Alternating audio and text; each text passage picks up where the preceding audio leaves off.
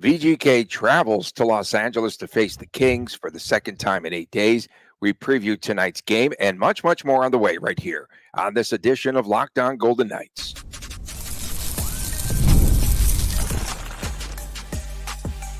You're Locked On Golden Knights, your daily podcast on the Vegas Golden Knights, part of the Locked On Podcast Network, your team every day. Well, hi again, everyone. Tony Cardasco and Chris Golick from Las Vegas. Thanks for making us your first listen every day. You can find us wherever you get your podcasts. Please make sure to subscribe to our Locked On Golden Knights YouTube channel. We are brought to you today by Gametime. Download the Gametime app today. Use that promo code LOCKEDONNHL, $20 off of your first purchase.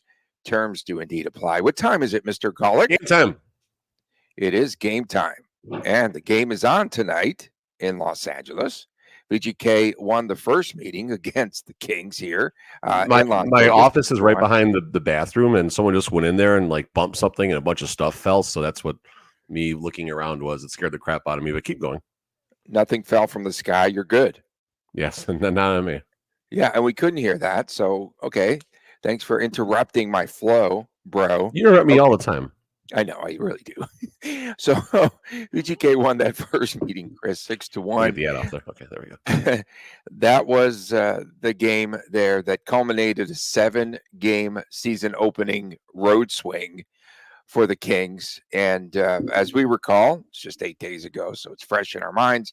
In that meeting, the first meeting, VGK was able to get Tomas Hertl to produce 2 goals and his 4th career 4-point game.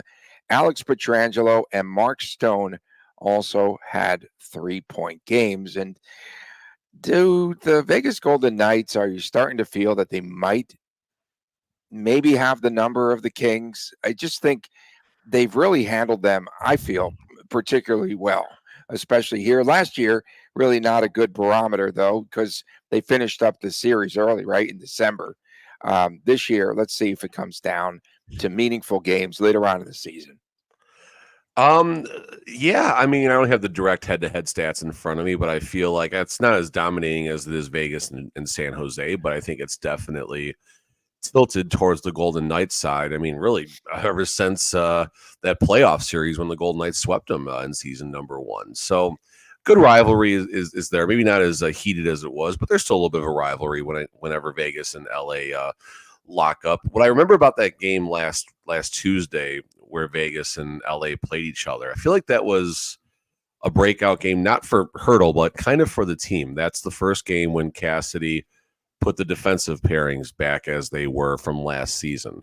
And that really, I mean, there's so many things we can talk about right now with this team, but that really seems to be the energy boost that the team needed. Cassidy tried what I thought was a great experiment with the different D pairings, and unfortunately it didn't work out. So it's not like it didn't work out, but this is better, I think, is a better way to say that. And Hertl broke out that game. Some other notables from that game. I mean, everyone's a plus in this game, pretty much, it seems like. Pietrangelo also had a 3-point game that was probably really quiet. That, Hertl is 4-point game. Mark Stone 3-point game. I mean, this is the norm right now. These guys getting 2 and 3 points a game. It's pretty bonkers in a good way. Los Angeles did travel home, the Kings, late last night after, I think you and I were watching that game together there, just texting each other. The Kings lost to the Sharks last night, 4-2. The story here is the drama in Tinseltown. Kevin Fiala, what is going on with him? First, this is a team that has had a ton of penalties, the Kings. And so the final straw for Jim Heller was a cross-checking penalty in the first meeting against the Sharks over the weekend, last Thursday, in fact. And that cross-checking penalty was like the last straw. And Hiller sits down Fiala for the second and third periods. And then yesterday, Fiala does not show up for a team meeting, and he's benched by the head coach, which you have to do. What in the world is going on? And could a full-time first-year head coach win this battle against a player that has scored? Well, last year he had 73 points or something like that. He had over 70 points, I recall. Can a I first-year head would. coach win this battle? Well, Fiala's also got 6 points this year, 4-2 in 9 games.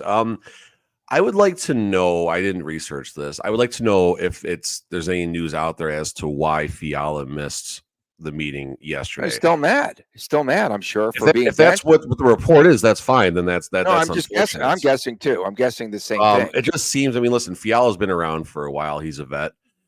I would be surprised if he's just, sour grapes because of getting benched and just decides not to show to a meeting. I gotta hope maybe not hope to the point where some emergency happened that prevented him from coming. It was just terrible timing, but you would like to think there's more to that situation than Fiala just taking his ball and going home. And maybe that's what it is. Maybe he needed a day to do whatever it was to get away, So I'm curious if a report comes out or if there is a report out there now, but it's for a team that is without their best defenseman. The Kings were right around first place for a while in the Pacific Division. Right now, I believe the Kings are second place behind the Golden Knights, 10 games, 5-3-2, 12 points, ahead of Vancouver, Calgary, and Seattle by 1 point. All of a sudden, you got a 5-horse race as far as teams starting to stack up some points here in the Pacific Division. So we'll see what happens with the Fiala situation. I wouldn't be surprised if Fiala came out tonight and had a big game just to remind coach and remind the rest of his teammates, hey, he's going to be an important person to this team. So we'll see how that shakes out. But I'm curious why he missed that meeting yesterday. The Kings last night were 0 for 6 on the power play. They are currently ranked 23rd as a power play team. And Los Angeles overall, though, on the other side, they're 6th in penalties that they have taken. Chris, 48 penalties, averaging around 4 penalties per game. And this was part of the problem. I can't blame Hiller for saying, hey, you know what? Enough of this nonsense. That was a stupid penalty. It was Fiala's second penalty of the game. With all these penalties, I'm going to tell you what's going to happen tonight. Here's a little bit of a prediction. And they're mostly stick penalties. What do you think happens tonight? Carlson will be tripping over sticks intentionally to draw penalties. The over-under there is 1 and a hook. I'm going to tell you right now, that is a promise that will happen tonight. For the second segment, I was going to highlight this, but we're talking about special teams. Golden Knights 4th in the power play, 19th in the PK, so a little room to improve there. But if the Kings are out there taking too many penalties, the Golden Knights will certainly make them pay. And it was a weird game watching them against the Sharks last night. Like I'm not gonna. I mean, let's credit the Sharks. They won 2 games in a row. It was a back-to-back scenario. Good on. But missing Doughty, missing Fiala, sure, but still big pieces. I mean, the Ontario Reign should be able to beat the San Jose Sharks. I mean, let's be realistic. They look much better. They look much better. And the Sharks said that after the VGK loss, they didn't even watch the film. I mean, that's a good move. Burn the tape. They did. They didn't even watch it. They just said, go out tonight and have fun. They wind up beating Utah, and then they beat the Kings back-to-back. They got to get a little bit of credit here. Of course. No, give the Sharks credit. I mean, listen, it's still the best league in the world, and whether you're the 32nd ranked team or the first ranked team, it's still the best hockey league in the world, and these guys are out there competing for for jobs for themselves, for their team every single night. So the Sharks, I mean, they're not going to be a doormat the entire season. They're going to have some games. They're going to have some decent games. It would be nice if there were some people in San Jose to watch it and enjoy it. I mean, no one was there last night, but hey, that franchise is going up, so woohoo, the future is teal. Back to the Kings, yeah, I mean, no Fiala, no Doughty. Fiala, I'm assuming will be back in the lineup tonight, which didn't play last night, so he gets a little rest with the back-to-back, so that'll help the Kings a little bit. But this is a spot where the Golden Knights, I mean, if they can find a way, I mean, not to take any respect away from the Kings, but if the Golden Knights can find a way to put this game away in the first period and put up a 3 or a 4 spot, that would certainly bode well. And again, back-to-back scenario, the Kings will probably have the better legs early in the game for like the first 25, 28, 30 minutes of game time. And then the Kings are going to start slipping a little bit as the game gets deeper and deeper and deeper. So if VGK can roll all 4 lines, which all 4 lines are rolling right now, if VGK can roll all 4 lines, maybe avoid unnecessary penalties so they can keep that 4-line rotation going, The Golden Knights should handle the Kings. I'll look up the line right now, actually. Okay. This 1-2-2 defensive structure of the Kings is just not working. And I'll tell you what I saw last night. So, did you see the Fabian Zetterlund goal in that game last night? If it was in the third, yes. Yeah, it was. And the speed through the neutral zone is what really caught my attention. He went 22 miles an hour through the neutral zone Those are without Kosar anyone, numbers right there. without anyone touching him. And so I think Jack Eichel could have a night tonight if VGK plays with that speed through the neutral zone. That's something that caught my eye last night. The sports books are very mindful of the Golden Knights road record right now. Golden Knights are 0-2-1 on the road. Let me guess. Can I guess? Kings minus 127 and a hook. No, Kings are even money. Golden Knights are minus 120. So, I mean, gosh, it feels too good to be true if you're going to bet the Golden Knights, who had a day off, had a short travel day, going against a Kings team who's tired.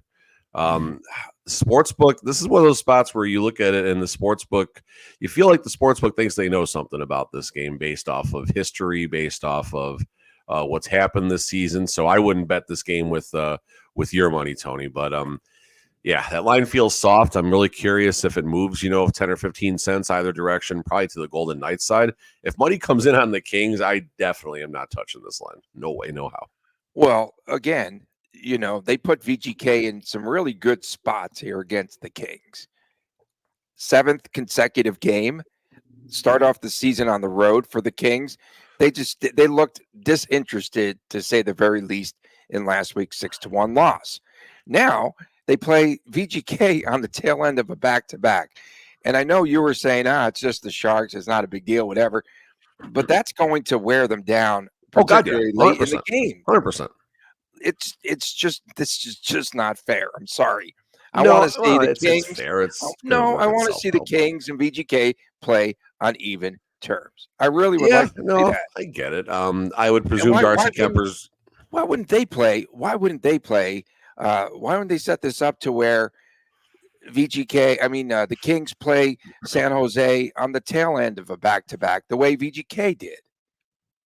I don't know. Golden Knights are going to probably see Darcy Kemper tonight. Darcy Kemper's 2-0-2, 3-2-0 goals against, 8.97 save percentage. So it's kind of a middling type of season. The goalie for the Golden Knights, I don't know if anything was said yesterday. I would presume Samsonov. Yeah, it's got to be Sammy. I think it's going to be Sammy. I can see Coach Cassidy ham and eggs right now for a little bit, going up and back between Hill and Sammy to kind of keep them both healthy to a degree, keep them both not overworked. I don't think there's any reason to go away from that, but who knows? Maybe Hill will go twice in a row because John Cooper will be watching the game from Tampa tonight, so he can get another look for Team Canada. That was good. Coming up next, our grades through 10 games for VGK. Stay with us right here on Locked On Golden Knights. Gametime has a new feature. Gametime Picks makes getting tickets for your favorite live events even easier. Gametime Picks, it'll filter out all the fluff to show you only incredible deals on great seats so you don't have to waste your time searching through thousands of tickets. There are so many great events that you could find there on Gametime, and they have curated deals. It makes it easier to get the best price guarantee on great seats, the super deal. They have the seat views before you purchase your tickets, which I really do appreciate because no one wants to sit next to Golick. The lowest price guarantee, they have event cancellation protection, job loss protection, all of the above. It's really good. And all-in pricing, you have to make sure that you turn on this feature. You can toggle it. And the seat views, you get the panoramic view from your seat on the app before you buy. Gametime's ticket coverage is second to none. Your purchase is covered by the most flexible customer service policy in the ticketing agency. Take the guesswork out of buying tickets today with Gametime. Download the Gametime app, create an account. Use that promo code LOCKEDONNHL for $20 off of your first purchase. Again, terms do apply. Create an account. Use a redeem code LOCKEDONNHL, $20 off. Download Gametime today. What time is it, Mr. Golick? Game time. Welcome back on this edition of Locked On Golden Knights. Nice shoulder shrug. Tony Cardasco, Chris Golick reporting from Las Vegas, and we appreciate you tuning in each and every day. Don't forget Friday's WTF. Saturday is the Chris and Chris show, Chris Jr. show, the YouTube exclusive. He's excited. Chris gets to see Utah on Saturday night, the Utah Hockey Club. Is he a big fan? What does he make of the name? What does he make of the name? He's fine with it. I think he's just excited for something new. I think he likes the fact that this is, technically it's not their first time because there's preseason, but their first time, their first game and stuff like that in Vegas. So it's exciting. Stuff like this is cool. Yeah, I made an appearance yesterday. It should be out today or soon on Locked On A's. So we talked a little baseball and everything going on with the stadium. Cool. That is really not happening right now. So check that out whenever it comes out, wherever you get your podcast. VGK, they opened the season, as we talk about grades for this team, they opened the season at 7-2-1, and we have our grades overall for this team. I would go with a solid B. Yes, a B for VGK. Yes, the schedule has been advantageous. Well, that's a good word, I think. Advantageous for VGK, first and foremost, but they definitely have taken care of business. You have to give them credit for that. 7-0 at home. Couldn't close out the 2 of the 3 games on the road. And VGK in scoring goals, they're doing it in bunches. And I look at that top line, which now has 46 points. That's 4.6 points per game, folks, for the top line. Barbashev leading the way with 7 goals. He has 7 goals to lead the way for the Vegas Golden Knights. But I have to give them some kudos, and I'll give them a B. Your thoughts? I thought you were going to be higher than I was, actually. I'm higher than you. If I'm going to give them a numerical score, it is 89.4%, the highest B plus you can get without getting an A. They've been very good. 89.4320? 89, it would be 89.4, whatever okay. 89.444444, so you can't round it up. Okay. So listen, 4th in the power play, number 1 overall in scoring. PK is 19. Hopefully that improves, and I think it will. There's a lot of talent on the as far as the forwards that can kill, and obviously the defensive core. So I think the PK will certainly improve. Why is it not an A? Well, there's 3 points left on the table on that road trip. The Washington game, whatever, so be it. Logan played well, and the Golden Knights just didn't have it that game. Fine, that's going to happen. Golden Knights conservatively left 1 point on the table in Tampa. Should have been 2, but we can call it 1 because things do happen. And then the game against the Florida Panthers, letting the lead slip away, that certainly hurts as well. So however you want to look at it, the Golden Knights should have 2 more points. I think if the Golden Knights have 1 more of those points, I'm probably like a 92, 93%. If they have 2 more points on the season, I'm probably closer to a 96%.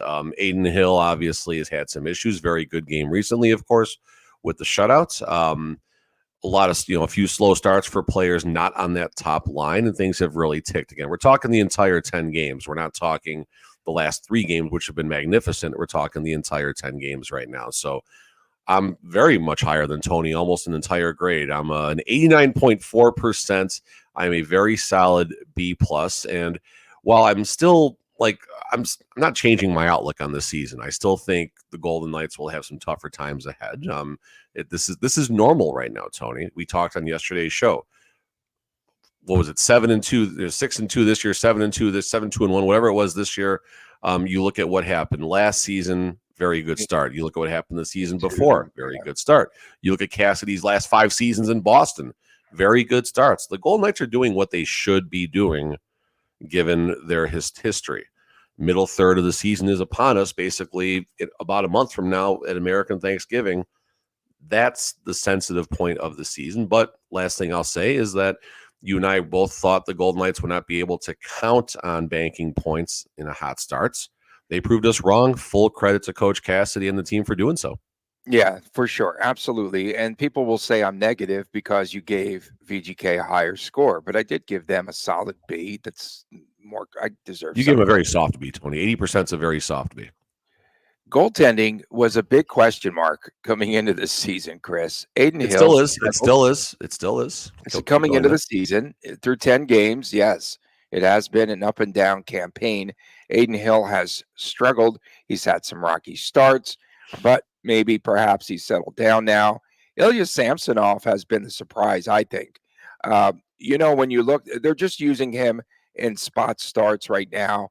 We don't know what that rotational calendar looks like. And he's not he's not going to be able to play in the Four Nations, so no one wants to scout him. But in any event, uh, they're using him, I think, right now. He played 119 games in the 3 previous seasons before coming here. And I know he wants to play a bunch, but they're playing him where he gets his rest. He's played in 4 of the 10 games. Sammy likes his rest. Sammy likes his rest. 2.21 goals against average, 932 save percentage. He's exceeding expectations for VGK. He is. At the moment, he certainly is.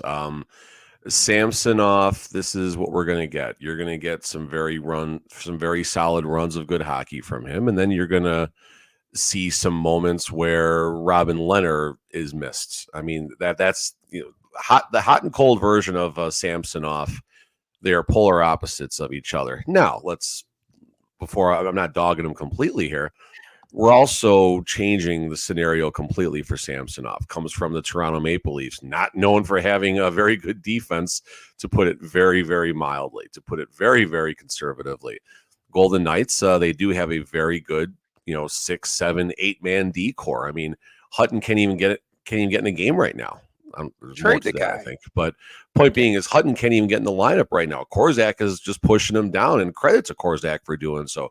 Korczak has blossomed to an everyday NHL player, and if it wasn't for the situation in Vegas, Korczak would certainly he could crack the top 6, even top 4 in some teams, but he could probably crack the top 6 in 16, 18, 20 of the teams in the National Hockey League, and I don't think that's reaching too hard. Korczak, I think, is going to be a great NHL defenseman. Hutton is there when needed, so you put Samsonov behind that, you're not asking Samsonov to win you games. You're asking him not to lose you games, and that certainly helps. And the same goes for Aiden Hill for the last 2 seasons as well. Yeah, and then scoring, we had a major concern, and top line, it was just a one-line team. They're first in scoring, dude. They're first in scoring. That's remarkable. That's a lot of points. 46 points is a ton through 10 games for VGK. Guys that have really stepped up this season and provided complementary scoring. Guys like, look at Brett Howden. He's playing well. We talked about Nick Waugh. We talked about Keegan Kosar, Pavel Dorofeev. They have added to this depth scoring of late. You have to wonder if this is a trend that too will continue because they're going to need it. They have to roll for this team to be effective. They have to roll 4 healthy lines. End of story. Kosar, I mean, 7 points, 10 games. I love Kosar and his evolution right now, so to speak. The flying burrito brother. I don't think Kosar is going to finish the season with 47 points. And if he does, that's wonderful. If he finishes the season with 37 points, that's wonderful. Nicholas Waugh in the 4th line, 7 points, 10 games. But he gets some power play time and some time on the kill, so he can sneak in some extra points that way. Dorofeev took a few games to get going. He's up to 7 points in 10 games. I really want to see if he can stay healthy for a year and see if he can crack like that 51, 52 point range. Tomas Hertl, terrible start. I was dogging him. I called him literally, I think, irrelevant the morning of the Kings game. And dude's gone bonkers. So full marks for Hertl for shutting me up there. Okay, he had 40% of his points in one game. So what? Okay. So what? He's playing great. And the breakout was against the Kings. And then Pietrangelo, I mean, geez, this is 12 points, 11 assists. Pietrangelo is going to do it. We thought Theodore would be the one with the dark horse Norris consideration. Apparently it's going to be Pietrangelo, and hey, that's cool. Yeah, that's pretty cool. And can you believe that VGK is doing all of this without Victor Olofsson? Have we heard anything I'm not about going to Olsen? say like, oh my God, Victor Olofsson is out. The season is over, but I No. think Olofsson was carving a role with this team definitely, and I think things would not be any worse if he was playing. I'll put you like that. But in that same breath, though, we're getting to see Cole Schwintz. We're getting to see Cole Schwint right now. I mean, the segment's going to go forever. I mean, coach again, McCrimmon just digging up players we never even thought about. Pearson, Schwint. You got Lazinski waiting in the American League right now, who looked like he was going to possibly make a spot, make the Golden Knights roster. So, McCrimmon finds ways to keep pulling rabbits out of his hat. Hats. Hat. I wasn't going to say what you're thinking. I was going to say. I know. Yeah. Okay. Things still falling off the shelves over there? You okay? No, we're good. Nothing's falling off the shelves anymore. My coffee, though, is a little too cold, so I'm a little grumpy right now. Yeah, don't be that grumpy because we have our locks of the night and predictions coming your way next. Stay with us right here on this edition of Locked On Golden Knights. PrizePicks, it's the best place to get real money sports action with over 10 million members and billions of dollars in awarded winnings. PrizePicks has made daily fantasy sports accessible to all. You just more or less pick at least 2 players for a shot to win up to 100 times your money, and you can run your game all season long on PrizePicks. PrizePicks, the best place to get real money sports action, as there's over 10 million users, so sign up today. I like the fact that PrizePicks invented the flex play. That means that you can still cash out on your lineup, even if it isn't perfect. You can double your money, even if one of your picks does not hit. PrizePicks puts its members first. All withdrawals are safe. They're fun, fast, and secure. And when your picks hit, you get your money back in as quickly as 15 minutes. PrizePicks, the best way to get real money this football season. Which players are going off, which ones are not. You need to check it out, make your picks in less than 60 seconds, and turn your sports opinions into real money all season long. Again, download the app, use that promo code LOCKEDONNHL. You will receive $50 instantly when you play $5. It's PrizePicks. Back on this edition of Locked On Golden Knights, your 2 friendly hosts from Las Vegas, Tony Cardasco and Chris Golick. I'm the friendly one. Your coffee is cold, but it is time for our locks of the night. And I would have to say, I'll go first like usual here. I'm going to go with a bounce back for the Kings. I will get the Kings tonight at plus money, mind you. And I'm going 4-3 Kings. And I am going to go with Mr. Pin Guy, Noah Hannafin, and Tanner Pearson. Pearson played for the Kings, right? Yeah. So it's a revenge game for him. So I'm going to go with Hannafin, and I'm going to go with Pearson tonight. My mic was muted, and I was complaining a second ago about the jackwagon that wanted to tell me that Jack Eichel was better than Connor McDavid yesterday. I didn't know where. Okay, so what was going on with this? What was this? I put a tweet out. I think it was during what day is today? During Monday night's game, saying Eichel, I think, is transitioning from superstar to elite right now. You look at what Marchessault did on the wing. You look at what Stone's doing. Full credit to Jack Eichel for what he's done. It's fantastic. And, yeah, no, exactly. And then someone basically is saying, I forgot how it got there, but the basis of their conversation was Jack Eichel is a better overall player than Connor McDavid. Right now he is, because McDavid's hurt. And okay, fine, sure, fine, whatever. And then, okay, Eichel is a better defensive forward than Connor McDavid. So I went and looked it up. Selke voting, that's the best defensive forward votes. Connor McDavid has had, and again, they've played the same number of years in the NHL. They both came in the same calendar year. Jack Eichel has had 0 Selke votes throughout his career. McDavid's had 90. McDavid has had 90 votes for the Selke. Never won it, but he's been in the conversation, I think, 3 of his 10 years in a season or something like that.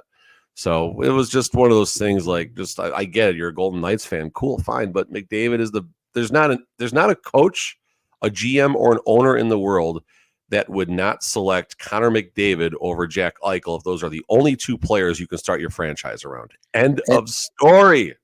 You know what's funny is End of story.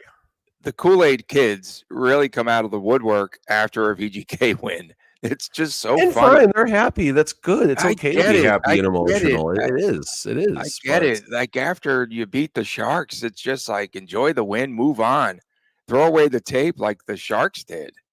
fair enough. All right. So for tonight's game, I don't know. I mean, Tony, I wanted to like the better inside of me who couldn't pick a winner between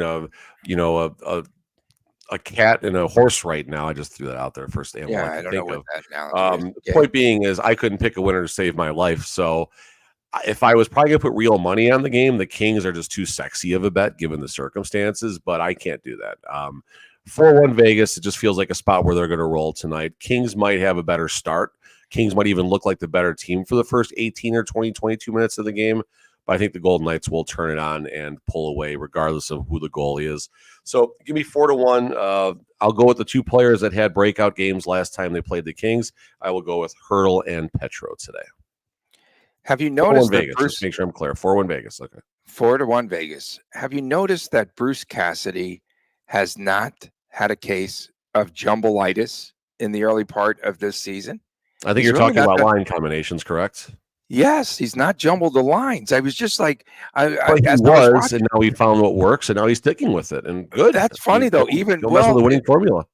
yes, but previously Cassidy, even if things were working, he still was experimenting. Is this a change in Bruce Cassidy? Well, I think early in the season, I don't think he was because the Golden Knights had a pretty healthy 8 to 10 game run last year. I think White Cloud was hurt early, came in, and then obviously right around now is about, I think, when, okay, here's this injury. I mean, the Golden Knights have done pretty well in the health department. No William Karlsson for the first, 8 games of the year, something like that. So that's 8-man games lost. Okay.